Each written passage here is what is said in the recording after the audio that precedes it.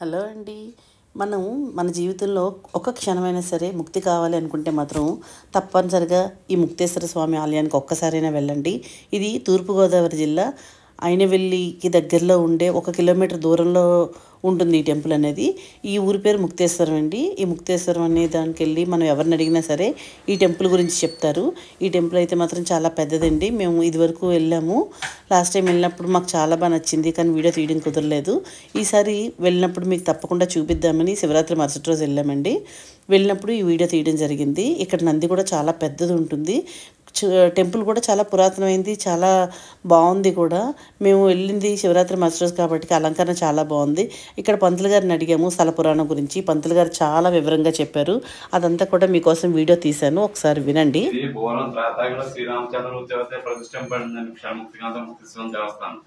అయితే పూర్వం జీవభద్రుడు ఋషిగారి భార్య శ్రవణ అనేవాడి ఆవిడ భర్త శాపం వల్ల శాపం కలిసిందట. ఆ శాపి మోసం కోసం ఆవిడ కూడా పెట్టుకుని ప్రతి నదిలో స్నానం చేయించుకుంటూ వస్తుంటే ఇక్కడ గౌతమిలో 9 కిలోమీటర్లు ఈ నదిలో స్నానం చేస్తే శాపి మోసమే మామూలుగా అయిపోయిందట. అప్పుడు నడమ్మ ఇంటికంటే సంసారం పిల్లలు ఎవరు వద్దని ఇక్కడ అరణ్యం పూర్వం ఈ అరణ్యంలో రామ శివ అంటూ వండుకుందట. అలా ఉంటుండగా త్రాతయంలో రాముడు గారు పుష్పమానం వెళ్తుంటే ఈ తపశక్తిగా పుష్పమానం ఆగిపోయిందట.